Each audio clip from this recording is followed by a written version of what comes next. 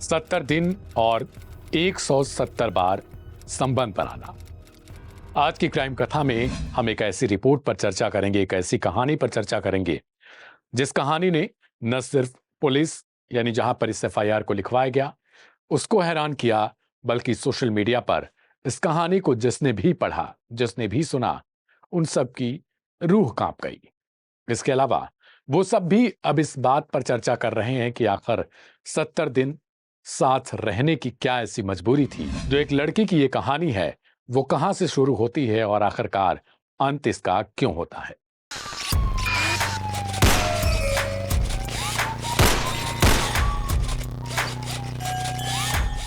नमस्कार, मेरा नाम है दिव्यांशु। आज की क्राइम कथा में एक ऐसे एपिसोड पर चर्चा करेंगे, एक ऐसी कहानी पर चर्चा करेंगे जिस कहानी को लेकर सोशल मीडिया पर तमाम तरीके से बहस छिड़ी है। इस कहानी की शुरुआत होती है एक शादी से। इस शादी समारोह में बहुत सारे लोग आए थे। ढेर सारे लोग आपस में जो जानने सुनने वाले थे उनसे बातचीत कर रहे थे। इसमें एक लड़का और एक लड़की अगल बगल ठीक बैठे हुए थे कुर्सियों पर।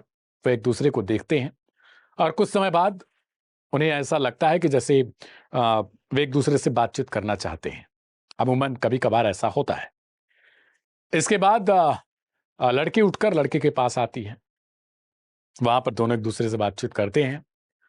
फिर बातचीत के बाद नंबर शेयर होता है। नंबर शेयर होने के बाद व्हाट्सएप चैट होता है। फिर धीरे धीरे कॉलिंग वगैरह तक बात पहुंचती है।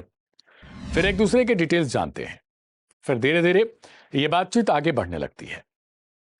कुछ दिन बाद इन दोनों के यानी जो लड़के और लड़की हैं, इन दोनों की तरफ से इनके भी जो आपसी म्यूचुअल फ्रेंड्स होते हैं, उन सबकी एक प्लानिंग होती है, एक टूर की। टूर के लिए एक डेस्टिनेशन चुना जाता है जिस पर सब राजी हो जाते हैं और इसके बाद ये टूर के लिए निकल पड़ते हैं। अब इस टूर पर होटल वगैरह लिया जाता है। तो अमूमन ऐसा होता है कि लड़कियां अलग ले लेती हैं अपने ग्रुप में और लड़के अलग ले लेते हैं। लेकिन यहां पर ये दोनों चूंकि आपस में पहले से बातचीत कर रहे थे तो इन लोगों ने एक दूसरे के साथ लिया और इनकी कोशिश ये थी कि अगर इनकी बातचीत बनती है तो आगे ये शादी करेंगे। जो रिपोर्ट लिखवाई गई है उसमें कुछ ऐसी ही बातचीत है। मैं अपने ठीक बगल में आपको वो एक स्टोरी भी दिखा रहा हूं जो सोशल मीडिया पर इस वक्त वायरल है। वो लड़की लड़के से बातचीत जब करती है तो इसका कहना है कि लड़के ने इससे कहा कि ये इसके साथ शादी करना चाहता है। लड़की ने भी बताया कि वो भी चाहती थी कि उस लड़के से उसकी शादी हो जाए। तो दोनों एक दूसरे को डेट कर रहे थे और इस दौरान अच्छे से अपने आप को, अपने सामने वाले को, यानी दोनों एक दूसरे को जानने की कोशिश में भी थे कि आखिर व्यवहार कैसा है। साथ रहने के दौरान ही जब लड़का एक दिन लड़की को प्रपोज कर देता है, कमरे में बैठकर प्रपोज करता है, तो लड़की को लगता है कि उसे शायद एक्सेप्ट करना चाहिए। वो एक्सेप्ट भी कर लेती है प्रपोजल। उसके बाद लड़की का कहना है कि हम दोनों ने आपसी सहमति से सेक्स किया। ये पहली बार था जब दोनों ने संबंध बनाया। इसके बाद तकरीबन जैसे जैसे दिन बीतता जाता है, एक दूसरे को समझते भी हैं आरोप के मुताबिक जो रिपोर्ट लिखवाई गई है। उसके बाद ये 70 दिन तक एक दूसरे के साथ रहते हैं। इस 70 दिन में तकरीबन इनकी कुछ कुछ दिनों पर लड़ाई झगड़े भी होते रहते थे, यानी एक दूसरे से मनमुटाव भी हो जाता था, बातचीत भी बंद हो जाती थी। लेकिन रिपोर्ट के मुताबिक इन 70 दिनों में 170 बार इन लोगों ने संबंध बनाए, यानी फिजिकल हुए। अब लड़की का कहना है कि 170 बार संबंध बनाने के बाद, यानी 70 दिनों के बाद, जब उसने लड़के से पूछा शादी के लिए तो उसने उसको ब्लॉक कर दिया। उससे उसके तमाम सारे चैट्स डिलीट कर दिए, तमाम उन फोटोज को डिलीट कर दिया और यहां तक कि लड़की के नंबर को भी ब्लॉक कर दिया। इस रिपोर्ट के मुताबिक अब लड़की परेशान रहने लगी थी। उसे कुछ समझ में नहीं आ रहा था कि जब वादा किया था, दावा किया था शादी करने का और प्रपोजल भी दिया था, तो उसके बाद 70 दिनों तक साथ रहने के बाद, 70 दिनों तक यूज करने के बाद फिर वो कैसे मना कर सकता है शादी से। अब इस कहानी के लिए हमने सोशल मीडिया के कई प्लेटफॉर्म्स पर जाकर इसके बारे में सर्च किया तो हमें कुछ ऐसी स्टोरी एक दो जगह पर मिली जिसमें सेम यही कहानी है और इसको लेकर कुछ लोग अपनी राय कमेंट में लिख रहे हैं। अब मैं आपको 2-4 कमेंट्स पढ़ के सुनाता हूं और मैं भी आशा करूंगा कि आप लोग भी इस कहानी को लेकर अपनी राय जरूर लिखेंगे। अब कमेंट्स पर आते हैं और आखिर किसने इस कहानी को सबसे पहले शेयर किया है, अब उस पर भी बात करते हैं। इस कहानी को शेयर किया है दीपिका नारायण भारद्वाज ने, जो पेशे से एक पत्रकार भी हैं, फिल्म मेकर भी हैं और सोशल एक्टिविस्ट भी हैं। इन्होंने इस कहानी में बताया है कि आखिर किस तरीके से जो इन लोगों के बीच में रिलेशनशिप इनका था 70 दिनों का, या फिर किस तरीके से ये लोग एक दूसरे के साथ थे। अब इनके कहानी पर एक शख्स हैं, इनका नाम है प्रोफेसर पंकज कुमार जैन, आईआईटी धनबाद से हैं। इन्होंने लिखा है कि यह महिला शारीरिक संबंध को एक हथियार की तरह इस्तेमाल कर रही थी ताकि पुरुष प्रसन्न होकर शादी कर ले। अच्छी जबरदस्ती है। शादी के पहले अपना शरीर 170 बार दान में करने के बाद क्या आशा रख रही हैं ऐसा? शादी के पहले शरीर दान करने वाली महिला और दान लेने वाले पुरुष दोनों के चरित्र पर एक प्रश्नवाचक चिन्ह है। एक दूसरे शख्स हैं जिनका नाम है अनामिका, ये एक लेडी हैं। इन्होंने लिखा है कि आखिर ऐसा कौन शख्स होता है जो ये भी काउंट करते रहता है कि 70 दिन बाद 70 दिन के दौरान यानी कि वो कितनी बार एक दूसरे के साथ फिजिकल होते हैं। कुछ और लोग हैं जो अवनीश नाम से हैं। इनका कहना है कि आखिर कौन ऐसा शख्स है जो बिना एक दूसरे को अच्छे से जाने समझे फिजिकल हो जाता है और इसके बाद इतना ख्याल रखता है कि उसके साथ शादी करेगा या फिर नहीं करेगा।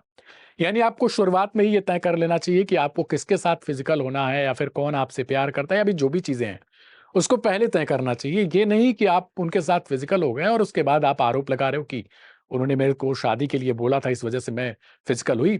और ये मामला जो है वो तकरीबन 2.5 महीने तक चला है आपका। अब कुछ और कमेंट्स लेते हैं, जिसमें मनमोहन मुंडरा है। इन्होंने लिखा है कि बिना अपने पार्टनर को जाने अच्छे से आप कैसे किसी के साथ फिजिकल हो सकते हो। प्रियल तिवारी है। इन्होंने लिखा है कि I am not a lawyer but इतना लॉ तो मुझे भी आता है, ऑब्वियसली आपको नहीं आता, ये बैज्ड ऑब्जर्वेशन है। सिंप्लीफाई कर देती हूं, reimagine the story if the guy had not proposed और प्रॉमिस्ड टू मैरी हर। इनका कहना है कि अगर आप इस तरीके से भी सोच सकते हैं कि संबंध बनाने से पहले अगर उस पुरुष ने इस लड़की को वादा नहीं किया होता कि वो उससे शादी करेगा या फिर उससे प्यार करता है, यानी उसने एक झांसा देकर उसके साथ शारीरिक संबंध जो है वो 170 बार बनाए हैं। अनिल शाह हैं। इन्होंने लिखा है कि न्यायालय वैसे तो समानता की बात करते हैं, कानून की नजरों में ये सब बराबर है, पर न्याय फिर कैसे ये सोच लेता कि सिर्फ पुरुष ही सेक्स चाहता है या करता है। जब ये दोनों की सहमति से कई बार क्रिया हो चुकी है तो किस आधार पर यह समझ लिया जाता है कि सिर्फ पुरुष ही चाह रहा था कि उसी ने ये सब किया है। इसके अलावा कुछ लोग और भी स्टोरी लिख रहे हैं, लेकिन सवाल तो ये है कि 170 बार 70 दिन में, और ये कहानी यूं ही चलती रहती है अगर ये दोनों एक दूसरे से, यानी जब पुरुष ब्लॉक नहीं करता या फिर मनमुटाव नहीं होता, तो फिर ये कहानी शायद सामने भी नहीं आती, यानी एक एफआईआर भी दर्ज नहीं होती। लेकिन अब आप लोगों से भी मेरी उम्मीद यही है कि आप लोग इस कहानी के बारे में या फिर इस एफआईआर के बारे में अपनी राय जरूर लिखिएगा। इसके पहले हम आपको बता दें कि बहुत सारे ऐसे केसेस हुए हैं जब ये बोला गया था कि पुरुषों के खिलाफ इस तरीके की चीजें की जाती हैं कि जब मन भर जाता है और उसके बाद उनको रेप के केस में या फिर उनसे क्या बोलते पत्नी अगर हैं वो, तो फिर वो कहती हैं कि शादी के बाद उनको अलग रहना है और इसके लिए उनको हट जाना चाहिए। ये सारी चीजें पुरुषों के साथ होती हैं, ऐसा आरोप बीच में जब अतुल सुभाष का केस हुआ था उसके बाद से लगने लगे थे। फिर एक केरला की स्टोरी आई थी जिसमें एक गर्लफ्रेंड बॉयफ्रेंड थे। इसमें कुछ दिनों बाद जो गर्लफ्रेंड है उसकी शादी कहीं और तय हो जाती, तो अपने बॉयफ्रेंड को धीमा जहर देने का काम करती है और तकरीबन 11 से 12 दिन ऐसा करती है और वो ओवरडोज होने के कारण उसकी मौत हो जाती है। इसमें जो कोर्ट है उसने उस लड़की को फांसी की सजा सुना दी थी।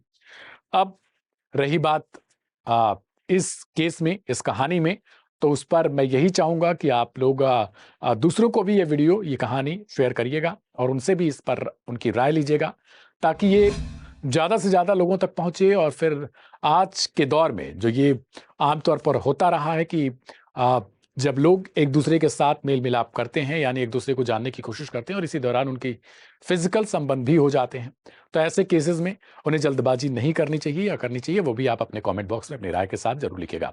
कल मिलेंगे एक नई कहानी के साथ, तब तक के लिए मुझे दीजिए इजाजत। अपनों का भी ख्याल रखिएगा और आज के समय में अलर्ट रहिएगा, क्योंकि ये क्राइम की कहानी आप सबको सावधान होने के लिए ही रोज लेकर आते हैं। नमस्कार।